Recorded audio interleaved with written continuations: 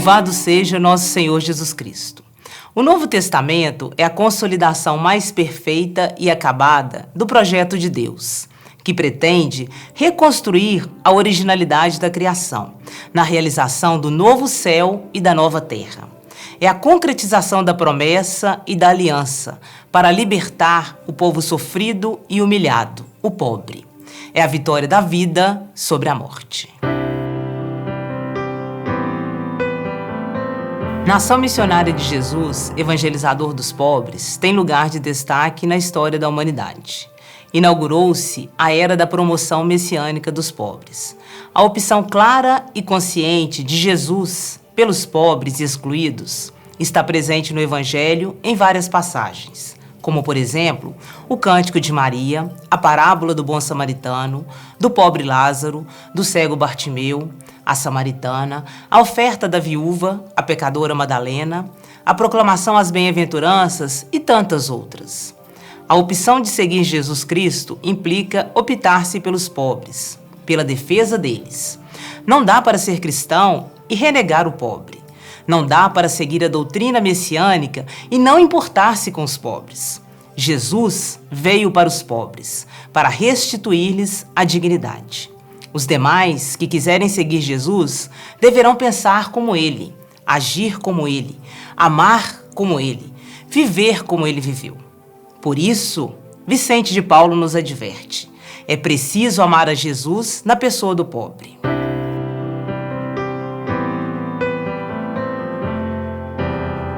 Podemos perceber a relação de Jesus com os ricos em duas passagens do Evangelho, o jovem rico e o encontro com Zaqueu. O episódio do jovem rico é a representação característica daquele grupo social minoritário que traz consigo uma mentalidade marcada pelo egoísmo e o apego às riquezas, ao lucro concentrado e ao acúmulo de bens. Este estava totalmente em desarmonia com a proposta de Jesus, dirigida a todos sem privilégios. Eu vim para que todos tenham vida, e vida em abundância. Na verdade, esse jovem rico desejava a vida só para si. Não era capaz de defender e partilhar a vida com os pobres. Olha só o cobrador de impostos! Desça depressa, Zaqueu, porque hoje preciso ficar em sua casa. Minha casa? Zaqueu, conhecido publicamente como ladrão, teve uma reação diferente ao ver Jesus. A reação de Zaqueu ao acolhimento e à misericórdia é a demonstração clara de que os ricos se salvam desde que disponibilizem seus bens em função da partilha e se convertam para os ideais do reino de Deus. De todos os meus bens aos pobres. E se por acaso tiver roubado alguém, vou devolver 4 vezes mais. As pregações de João Batista e o início da vida pública de Jesus são marcadas por um forte apelo à conversão. O tempo já se cumpriu e o reino de Deus está próximo. Convertam-se e acreditem na boa notícia. É uma nova forma de pregação profética da conversão. Um convite para uma reviravolta interna, um aderir-se à promessa messiânica proferida no Antigo Testamento. Em sua pregação à conversão, Jesus faz de forma direta a cada pessoa com seus medos, pecados, limitações, rudezas e simplicidade. Essas pessoas se transformam de maneira eficaz na mudança das estruturas sociais injustas que corrompem os valores e os ideais do reino de Deus. A doçura e a determinação de Jesus transformam seus corações, dando-lhes coragem e ousadia para viver e pregar a boa notícia do reino. Tornam-se pessoas livres, capazes de lutar por um mundo mais justo e fraterno. Jesus não deixa pessoa alguma de fora. Chama homens, mulheres, crianças, jovens e adultos, e a cada um dá-lhes sabedoria e coragem para testemunhar que o reino do Pai já está entre eles. São homens e mulheres novos, repletos de sentimento de sensibilidade, ternura, compaixão, solidariedade e capacidade de partilhar o ser e o ter, poderiam contribuir efetivamente para a construção de uma sociedade nova, justa e fraterna. onde o respeito pela dignidade e pela vida do irmão fosse a marca registrada do discípulo e da discípula do Senhor.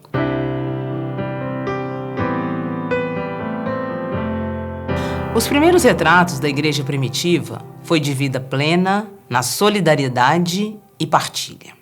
Repartiam o dinheiro entre todos, conforme a necessidade de cada um.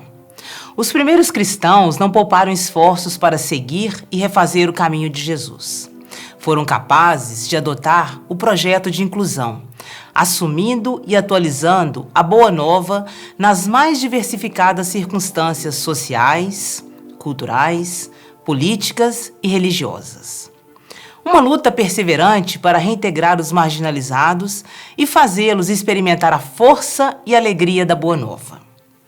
A feliz descoberta que Deus não faz separação entre as pessoas será o fundamento da nova relação estabelecida na comunidade, não mais baseada no egoísmo, na ganância ou no preconceito, que excluem e dividem, mas no amor fraterno e na amizade, na solidariedade e na justiça, no diálogo e na comunhão, que motivam e sustentam um novo modo de viver.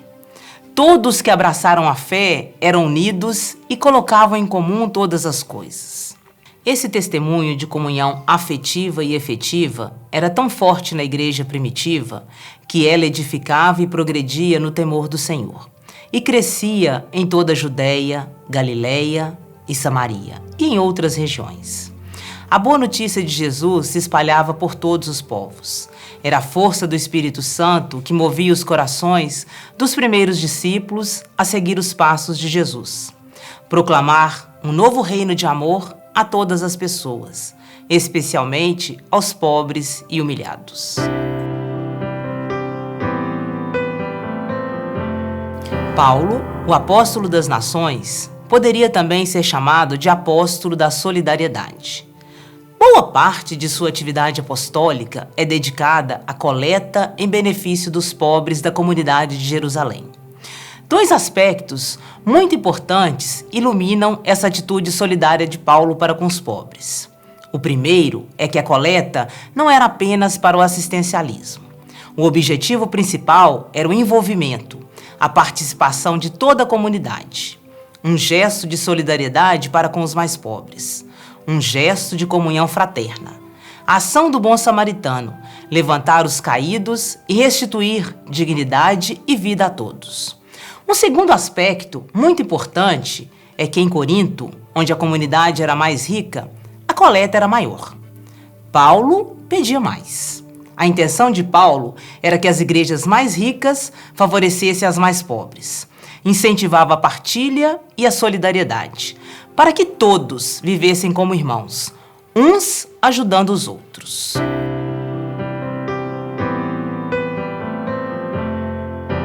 A fé está intimamente ligada à vida, e o amor que Jesus ensinou deve ser traduzido em ação.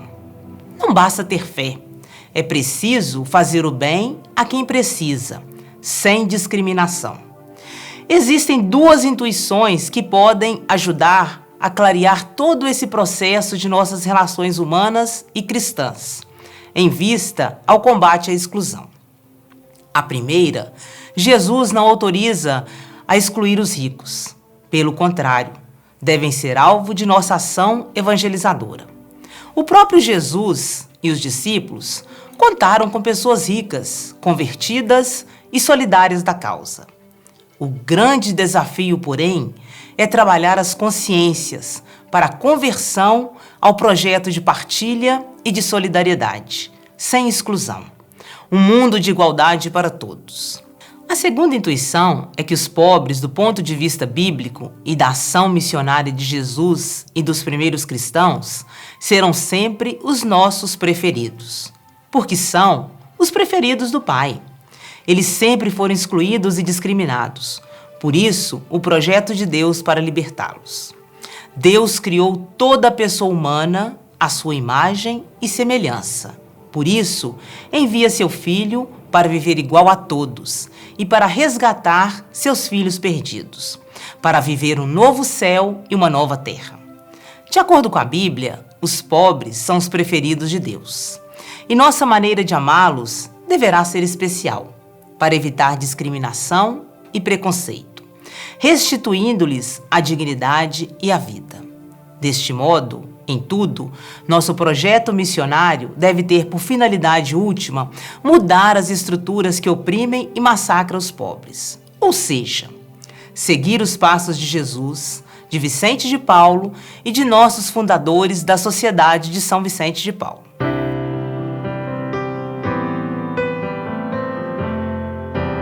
Bem, pessoal, agora que nós conhecemos mais sobre a figura do pobre no Novo Testamento, eu deixo para vocês 2 questões para reflexão. Como membros da família vicentina, o que temos feito efetivamente para promover os pobres? Partilhe com o grupo uma experiência de inserção do pobre na vida da comunidade.